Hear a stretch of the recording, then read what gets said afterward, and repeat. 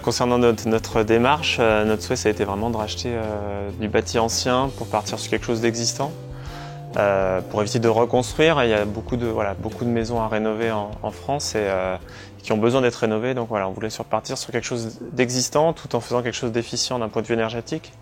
Donc l'objectif c'était vraiment pour nous de partir sur quelque chose d'ancien tout en utilisant des techniques modernes de rénovation en respectant le bâti. Et là, ça fait 1 an et demi qu'on est en rénovation sur cette maison, où il y a eu toute une phase d'assainissement de la maison. Donc c'est vrai que ces maisons-là ont été rénovées ces 50 dernières années avec des méthodes conventionnelles, avec beaucoup d'enduits étanches sur des murs qui ont besoin de respirer.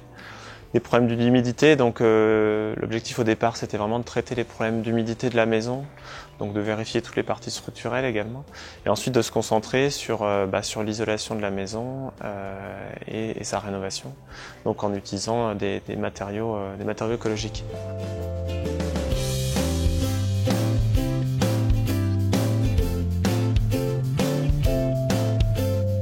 Le rôle du maître d'œuvre sur ce type de maison, c'est à la fois d'avoir une approche très globale, de pouvoir accompagner nos clients à la fois sur la conception et de prendre les bonnes décisions par rapport au support que l'on trouve, au type de bâtiment que l'on va trouver, à la fois de gérer le monitoring financier également, c'est-à-dire de faire correspondre l'enveloppe du budget de notre client par rapport à l'ensemble des travaux qui vont devoir être faits pour avoir un logement performant.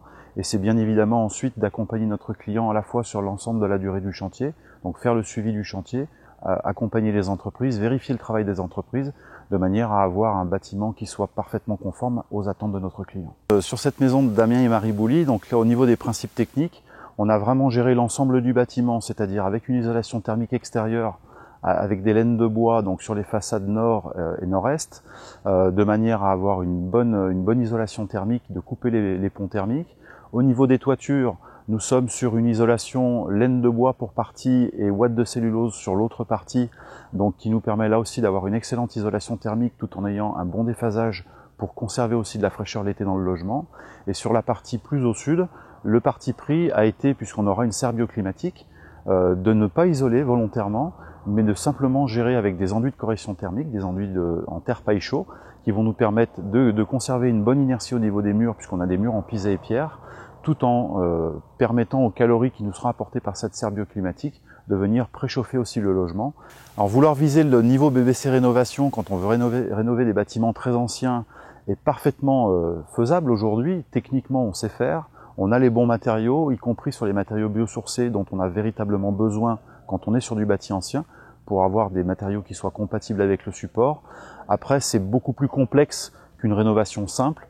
Il y a beaucoup de points, de paramètres à gérer en même temps, d'où l'importance peut-être d'être encadré et d'être accompagné par des professionnels, parce que c'est en autoconstruction, sans conseil, sans accompagnement, c'est assez difficile à réaliser.